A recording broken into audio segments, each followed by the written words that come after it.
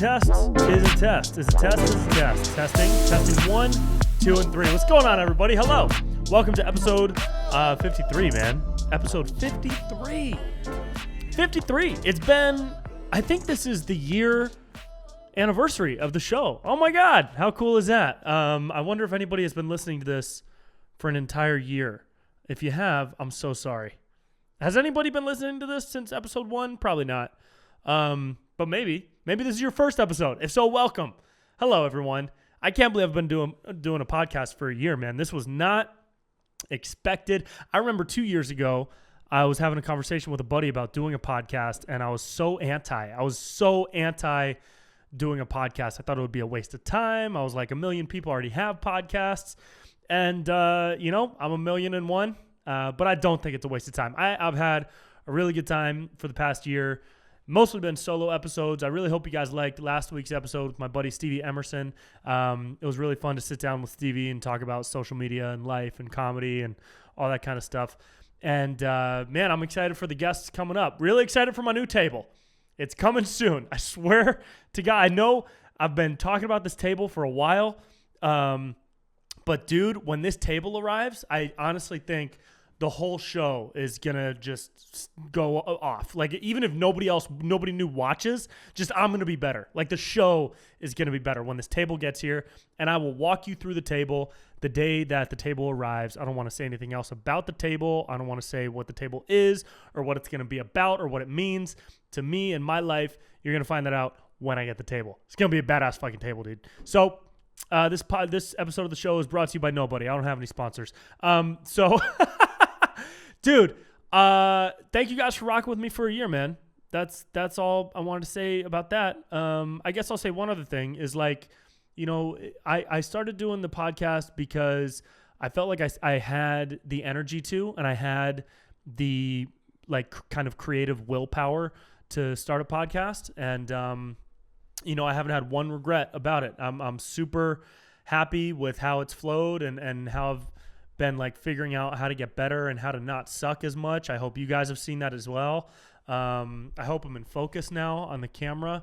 Can't really tell, but we're getting better at that too.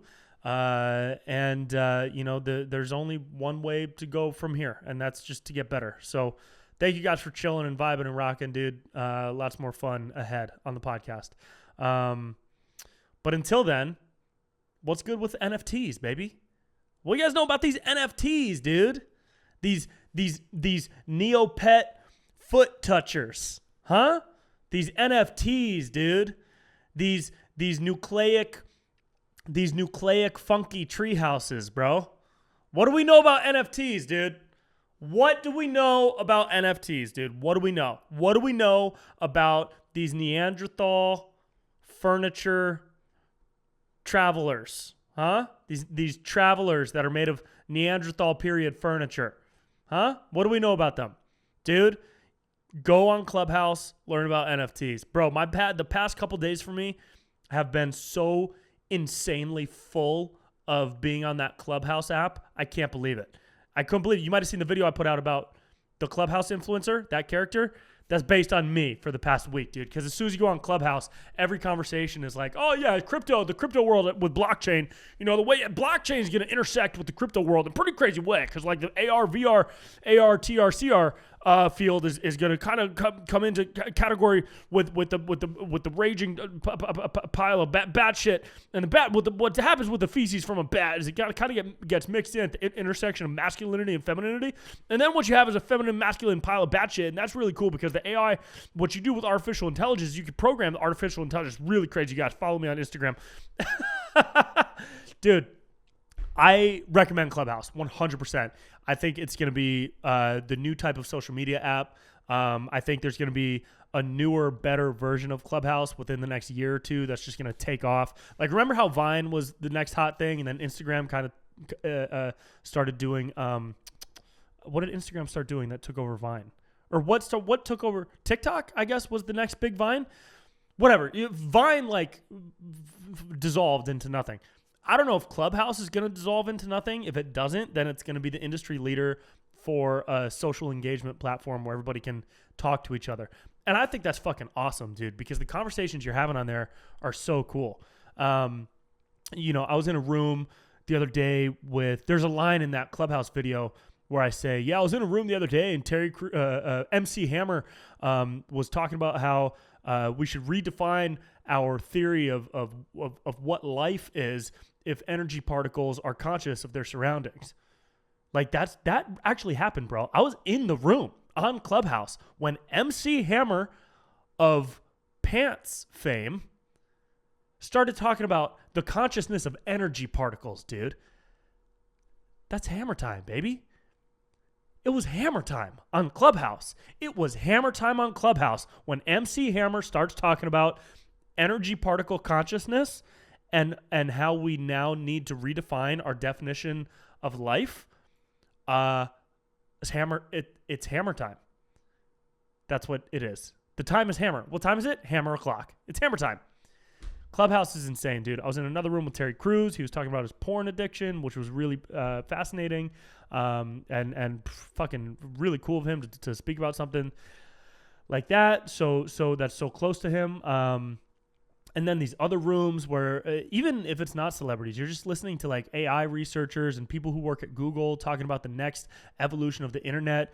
Man, it is wild, dude. The shit that's happening right now is like if you're not actively trying to learn about cryptocurrency and blockchain technology, I honestly feel like you're falling behind just because that's how I felt I was. I felt as soon as I started listening to these conversations, I was like, oh my God, I am so analog, dude. I am so in the past. I don't know what any of this stuff is. That's possible? Wait, that's happening right now?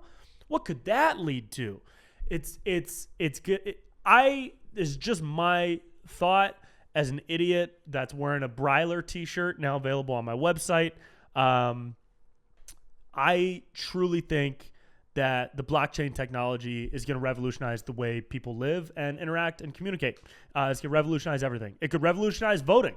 You know what that could do? If they put voting on the blockchain, there would never, ever be irregularities or fraud. But you know why the government will never do that? Because they love them some fraud, baby. I'm talking about both parties. I'm not just talking about 2020.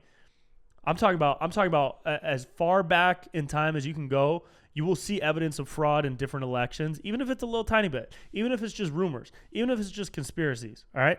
But you put that shit on the blockchain and there will never be fraud because no one controls the blockchain. It is it is written in code. It is an AI. Is it an AI system? I don't even know enough about it to like categorize it for what it is. So here I am talking about something I don't fully understand again. Hey, it's my time. So but I don't think the government would ever go for that because then they would be out of control of the votes. So unfortunately, our government is corrupt as fuck when it comes to all that, and I'm pretty sure that should just be a known fact. Anyways, we're getting way off course here. This is not the Alex Jones show. This is the Brent Pella show, okay? So the blockchain, I truly think that's going to be the future of technology, the next evolution of the internet. And it feels like right now, talking to people about blockchain, the future of AR and VR, which is augmented reality and virtual reality, and what that is leading toward, like the road that is leading toward, feels like what people must have felt like when the internet was first starting in the early 90s. Like the people who really knew about it, right? The people who were at the forefront of the internet. This must have been like what they felt like this excitement, dude, this like crazy excitement about what possibilities there could be to create cool shit in the future. I'm excited for that. I know there's the dangers of it, the dangers of AI, the dangers of new types of warfare, the dangers of new types of, government control and spying and all that shit. This ain't that show, okay? This is a show of excitement and positive vibes, baby. We talk about the good things in life that we're excited for, all right? You want the bad things and the things we should all be concerned for? I could direct you to 17 podcasts that are trying to uncover the communism that's overtaking the world right now, okay? You want that? You go listen to a different podcast. This podcast doesn't talk about that, okay? Because we focus on happiness and good vibes, baby, all right? We keep the balance in the world over here. We're here to make America vibe again. That's what it says on my hat, now available on my website, okay? Fuck, I'm like a walking billboard today. All right. Um, but honestly, dude, it's crazy. Like I've been talking to people on that Clubhouse app, man, about NFTs and the future of blockchain. And I guess now's the time to announce. I'll announce this. Here's a fun announcement. Dude.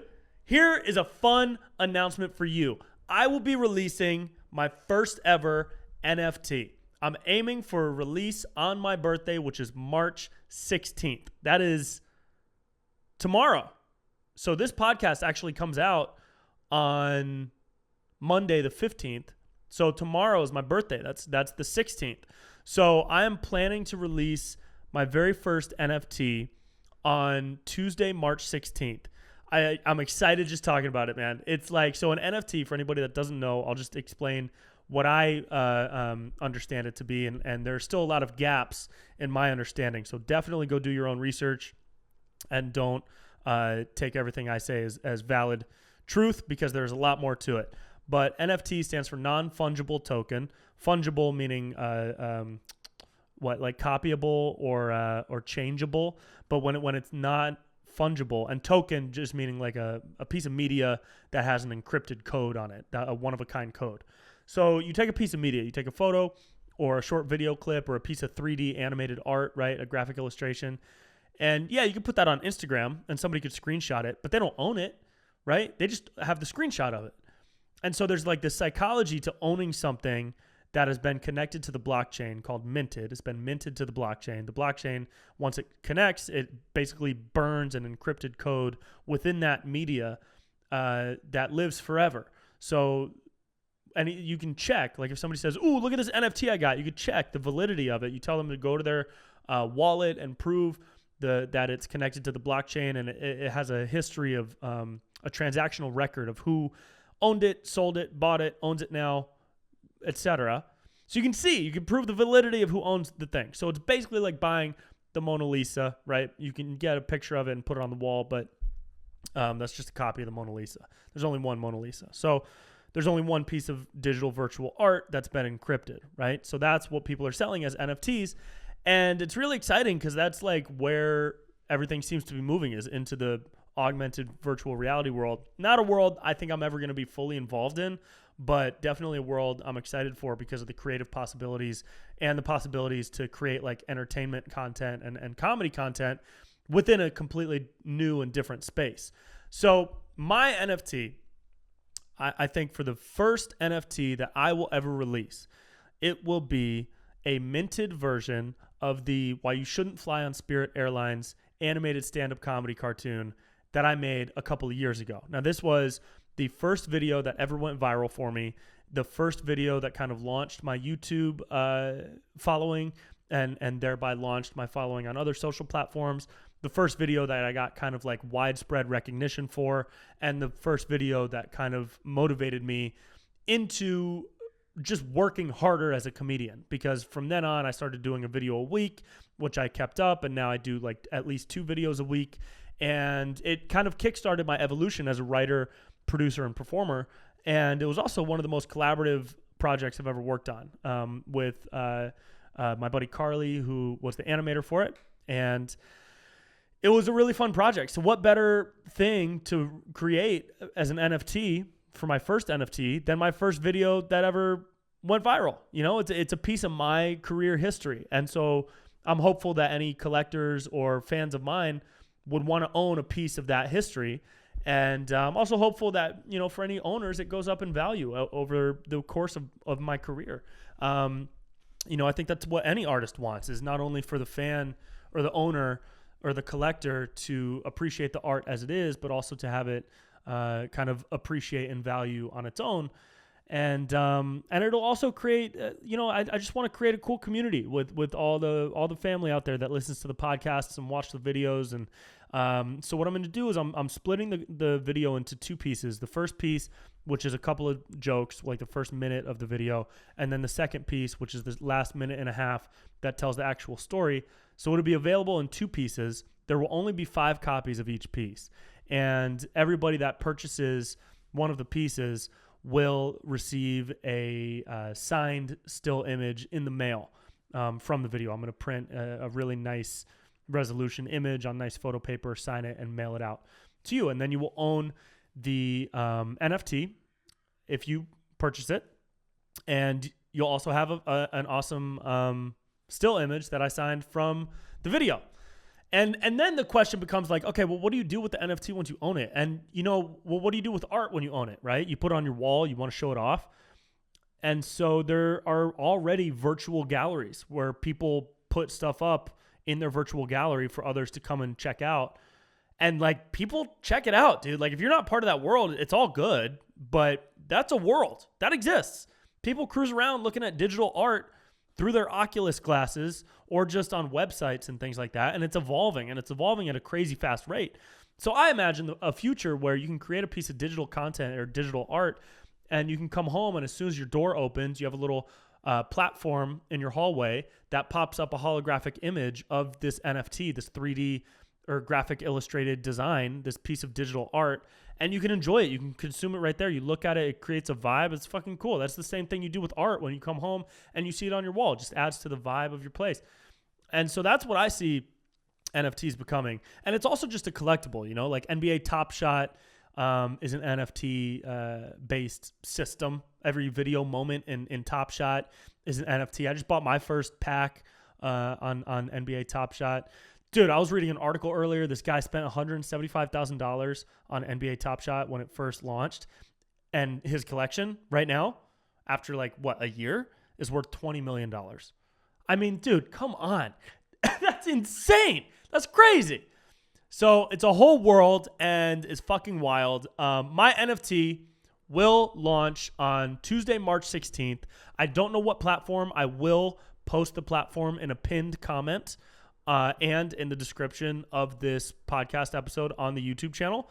And it'll be for auction. So there's no set price. It's going to be up for auction. And it's a piece of digital art that commemorates the history of my career and my beginnings. And it'll go for what people think it's worth, It can be $2. Maybe people just think it's worth $2. And also you have to pay in Ethereum. So that's a whole other conversation. If you're not already involved in cryptocurrency, I recommend just learning, because it really, to me, it feels like the future, man. But maybe it'll go for $100,000, and I'll be able to pay back my mom all the money that I owe her from paying for my gas and bills over the years. So, yeah, man, it'll be fun. I'm excited to launch that. I have another NFT project that I would love to drop in April. And, man, I'm just excited for the future, man. It'll be a cool experience. It's also pretty wild how, with all this NFT stuff going on and this blockchain and all the AR, VR things that are starting to get implemented and used in art and entertainment. Bro, the pandemic is ending. I don't care what anybody says. The pandemic is ending. And people are just going deeper into their virtual spaces. That's so wild. I don't who designed that? Was that the whole reason? Was it to get us to become digital beings that don't live in the real world anymore? That's what it feels like. But maybe that's just, LA, New York, and Chicago, because I'm about to go to Washington this weekend. I'll be getting back on the day that this episode drops. And, I just wonder if, people all over the country are as into this as people in major cities or not. It's just interesting that we're slowly coming out of this pandemic, as much as the CDC wants to keep us in it by giving us new mask recommendations. Do you see that shit? Dude, the CDC said they recommend double flipping your mask and twisting the ties and then putting it back on and looping it over your ear with the twisted ties so that it's fucking tighter on your face.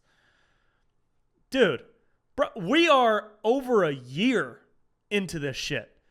And you're telling us that now? And you expect people to take it seriously and not think you're full of shit?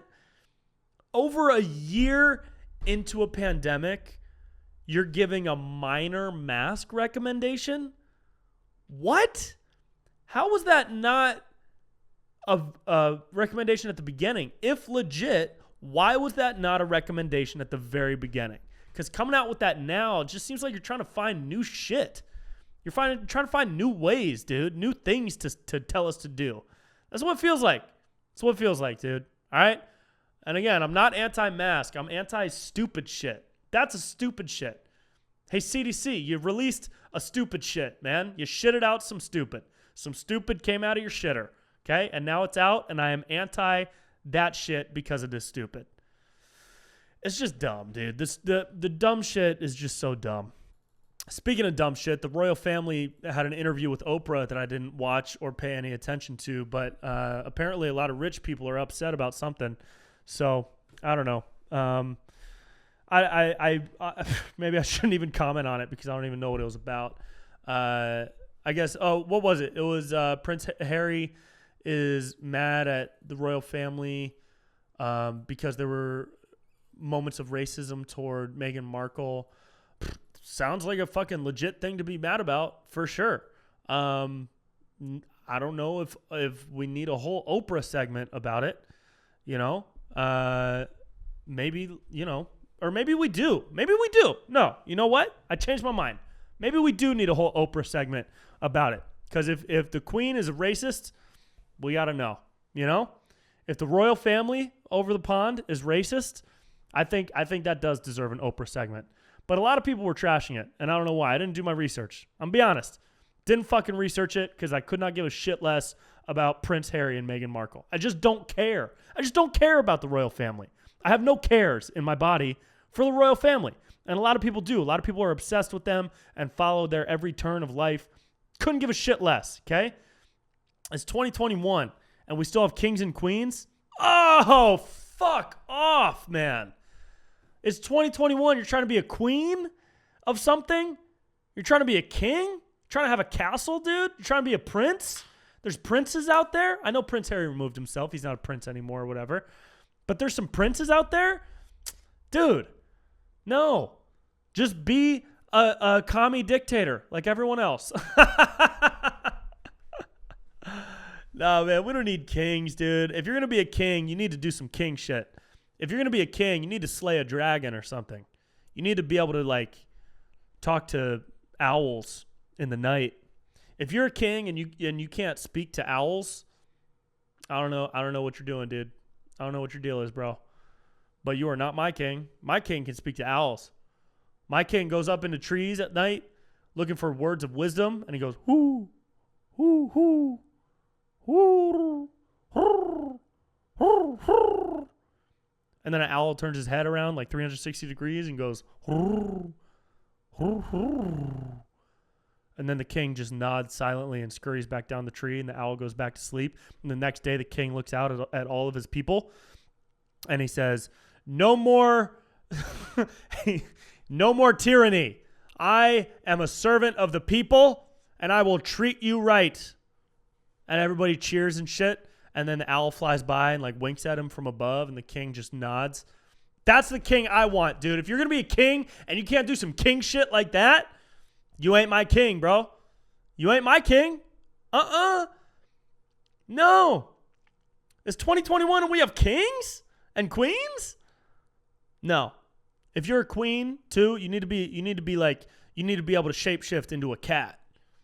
If you're going to be a queen in the year 2021 and you're just going to be old and rich and white, like the three worst things to be in 2021, dude, the three worst things to be in 2021 are old, rich, and white. If you are two of those three, you're passable. But if you're all three of those things, a majority of the world doesn't like you. Dude, if you're over 70, you have hundreds of millions of dollars, and you're white, a majority of people do not like you. Because you probably did some messed up things to get to where you are. Let's be honest. You probably did some messed up stuff. So if you're going to be a queen, an old, rich, white queen, you do not have my support unless you can transform into a cat. If you can transform into a cat, you have my support. All right? Otherwise, you can miss me with all this queen shit, okay? You can miss me with this, all right? Ain't no princes. Ain't no princes in 2021, dude. Ain't no princes in 2021, bro. It's 2021, dude. We don't want princes and kings and queens, dude. We want NFTs, dude. We want AR and VR stuff. That AR VR stuff is so wild, man. It's like, have you guys seen Exit Through the Gift Shop Banksy movie. Highly recommend. Put that at the top of your movie list. It's called Exit Through the Gift Shop. It's all real. It's a documentary about this French dude who followed Banksy around with a camera documenting his art. And then Banksy took over making the documentary because the guy wasn't editing any of the footage. And the guy started making his own art and became Mr. Brainwash, who is now like a famous street artist. Yeah, I'm giving it away, but it's already the story that is already out because it's a documentary. It's based on fact. So go watch it because it's fucking insane. And it really speaks to like the meaning of art and how art can be meaningless. Remember that banana? Dude, remember that banana that was duct taped to a wall at Art Basel or whatever? Is that what it was called? Art Basel? It was a banana duct taped to a wall, and it sold for like hundreds of thousands of dollars. Jamie, pull that up. How much did that fucking banana sell for? Banana on wall, art sold. An Italian artist. Oh, he's Italian. Okay, he can get away with it. Duct taped a banana to a gallery wall in Miami as part of the Art Basel Festival. It sold for $120,000. A banana duct taped to a wall. A banana. I'll say it again. A banana duct taped to a wall sold for $120,000. Guys, please bid on my NFT that drops tomorrow. I think it'll only be live for 24 hours. So that's crazy. Maurizio Cattelan.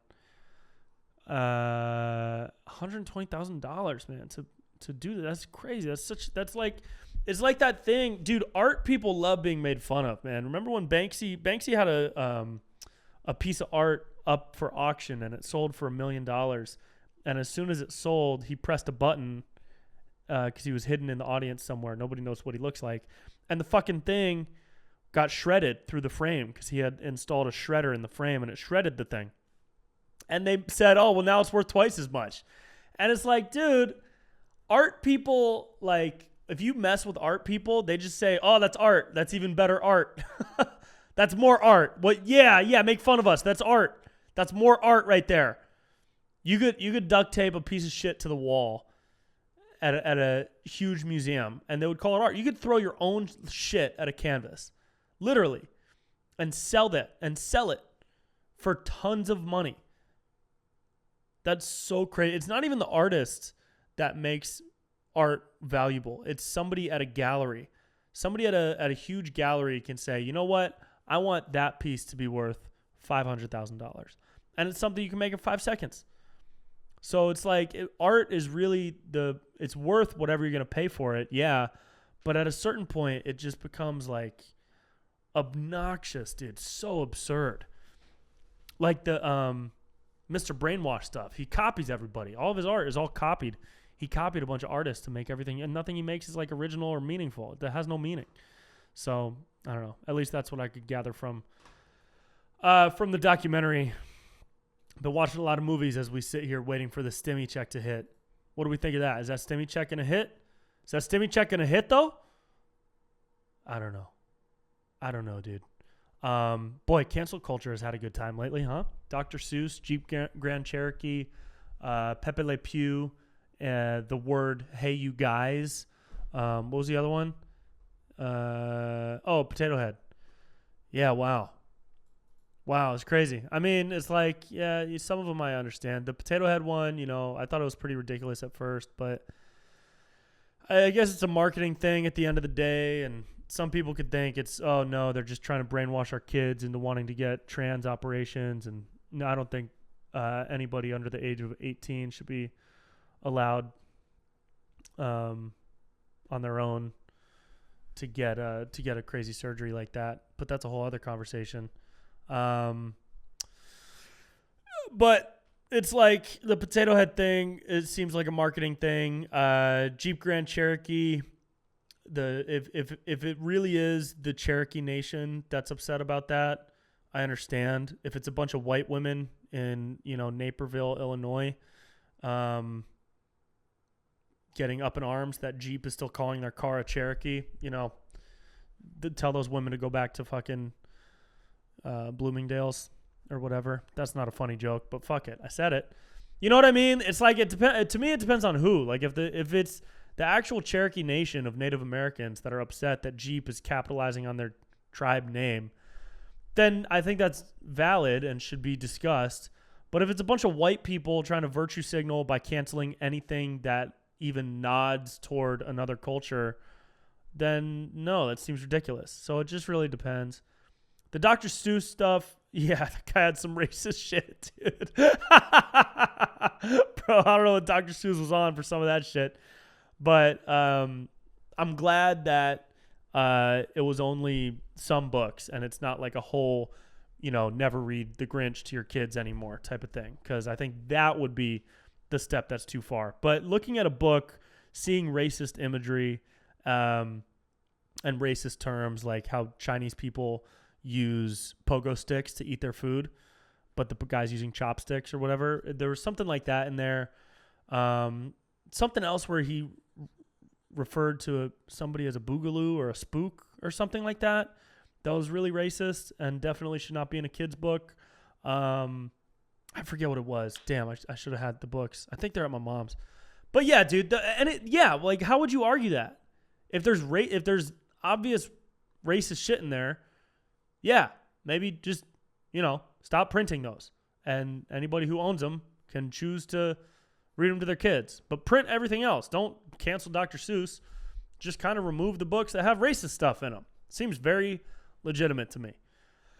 The Pepe Le Pew one, the skunk one, that's the most ridiculous one because that fucking guy hasn't been on TV in years, all right? He is old. He's an old skunk. He is retired, okay? You should let that skunk be because he is not on TV anymore. But you really want to go after rape culture and misogyny, and you don't want to you still want to give Tekashi 6ix9ine radio play, the guy who is an alleged sex offender and was facing sex offender allegations for sexually assaulting a teenage girl when he was over 18. I think she was 16. I don't know. Don't quote me. Look it up for yourself. Yeah, but he still gets radio play. He's still on Instagram. You're going to deplatform him, Zuckerberg? Huh? Y'all going to deplatform Tekashi 6ix9ine? Yeah, he's been kicked off a couple times. Motherfucker still comes back, But no, dude, let's go after a fucking cartoon skunk. Let's go after a cartoon skunk that hasn't been on TV in years. It's ridiculous. And I think I read somewhere he was going to be in the Space Jam sequel. Let me read this so I can learn live for you guys. The Looney Tunes skunk has controversy, da-da-da-da-da. He had a scene, and now it's being cut out. But the scene was going to be, according to sources who saw a rough cut, they didn't see a cameo by the skunk. The scene in which Pepe was cut. Okay, here it goes. Pepe hits on a woman at a bar. He begins kissing her arm, and she pulls back and slaps him in the chair. She then pours a drink on him, slaps him hard, sending him spinning into a stool. LeBron and Bugs are looking for Lola, and Pepe knows where she is. Pepe tells the guys that the cat, whose arm he just kissed, has filed a restraining order against him.